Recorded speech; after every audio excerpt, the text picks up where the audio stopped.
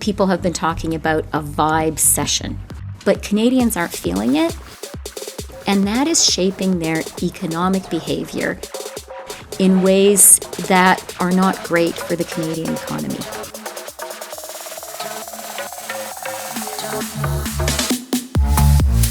That vibe session. Help Canadians get past economic behavior.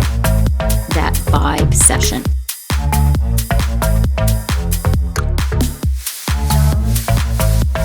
But Canadians aren't feeling it.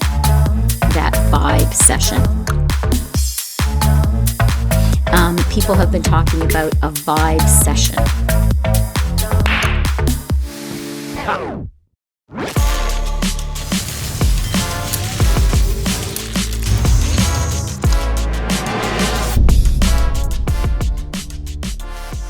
Ladies and gents, welcome back. It is just a vibe. It's not a recession we're going through. It's a vibe session. You see, people just aren't feeling it, and that's why they're not going out and spending all of their money.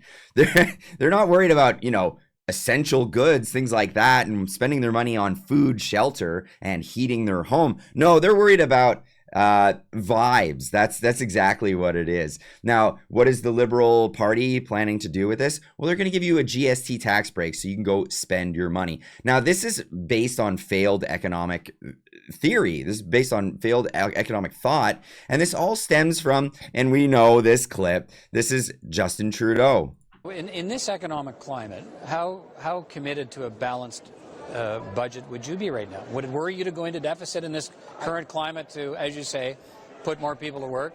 The commitment needs to be a commitment to grow the economy, and the budget will balance itself. Oh, the budget will balance itself. We remember that. And the whole concept behind this is the failed ideology of, if you just give people money, they'll spend it, and spending is what drives economies. It's not capital investment. No, it's none of the underpinnings of what actually grew our economy in the first place. No, it's spending. We're in a post-modern era. This is what's thought of here. Now, put this out on Twitter asking people, was this the price for legal pot in Canada? Because this is really the crux of why I think people even elected this guy in the first place. Or at least somewhat decent minds got out there and voted for this guy. But let me know in the comments, is this, did you vote for him in the first place? Was this the reason why? But anyway, yeah, he's thanking everyone for having the ability to ruin the country. Now, Kirk Lubermoff pointing out here that Canada's GDP per capita versus the US hasn't had net increase in years. And this is the reality on the ground. This is the situation. In Canada, we have been stagnant, and you try to blame it on COVID, which you see here in the graph. The U.S. has had a recovery, and they're even complaining about not doing so well. Here's us compared to them. But well, I love this. Glenda M saying, "Is this what experience and vibes and a vibe session looks like?" Of course, Krista Freeland. We're not sure what she's on, but that's neither here nor there. Now, the story goes, pardon my voice, I'm trying to get through this one here with this cold. Justin Trudeau's GST bill passes the House of Commons, clearing a major hurdle. And here I am clearing my throat. Pardon me, I've got this cold. We're going to get through this.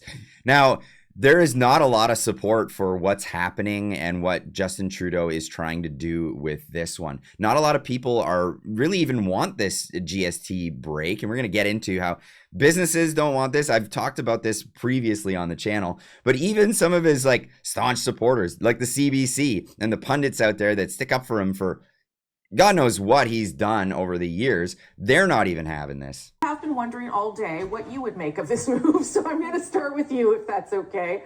What do you make of both the policy and the politics?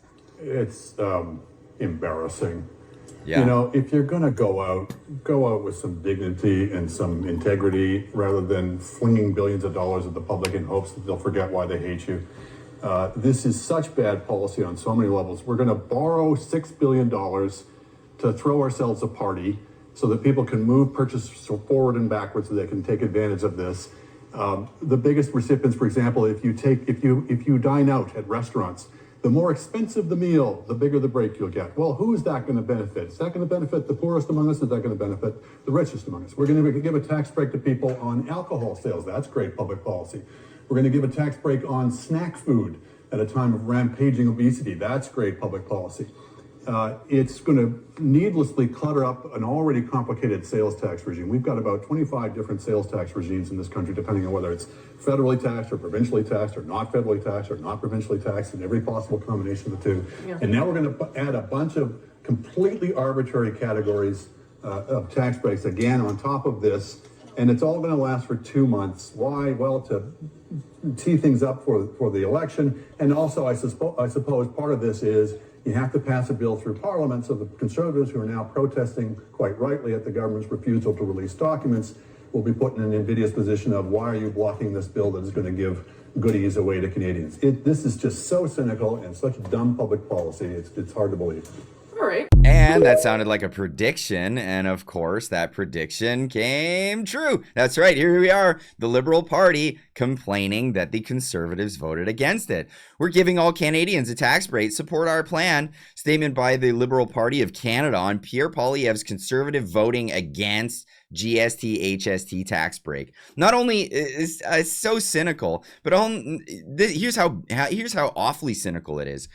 The people who need it the most are not even going to get the rebate check, the check that's going to go out and be super inflationary and cause everybody's money to be worth a lot less money. And who's not eligible for it? Well, people who aren't working. Guess who isn't working? Retirees, people who are on medical leave, people who are on benefits.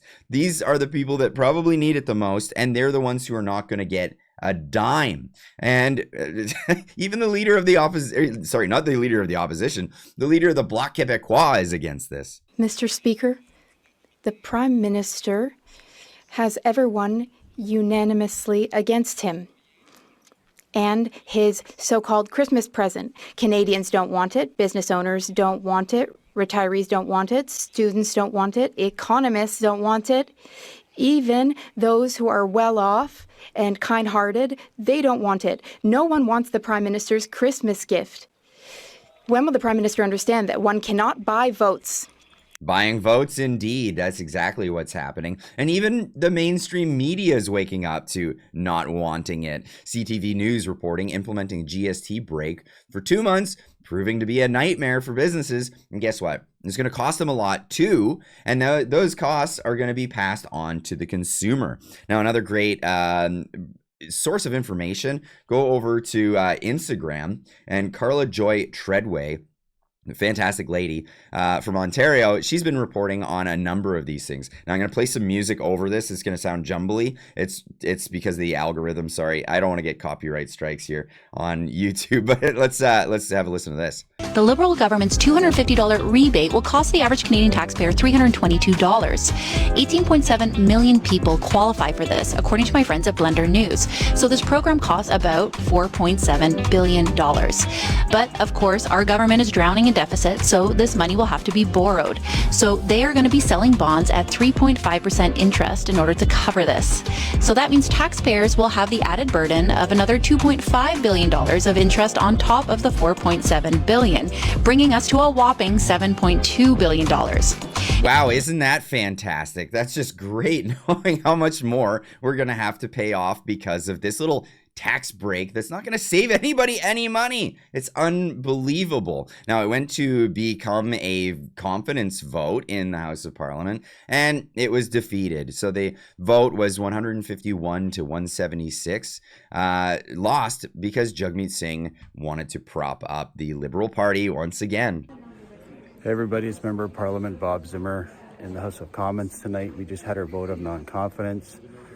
The vote went 151 to 176, which means we didn't win that vote because the NDP and Jagmeet Singh still keep propping up Justin Trudeau and the corrupt NDP Liberal government. I can tell you, we're not going to stop fighting until we get a carbon tax election. Stay tuned. Stay tuned indeed. And the election is inevitable because, I mean, look at the situation. We face a new tariff threat at a time of maximum weakness after 9 years of Trudeau. This is Justin Trudeau refusing to secure our border. I mean, this is the only reason why Donald Trump is going to put a 25% tariff on our country, on every good that comes out of our country going into the United States.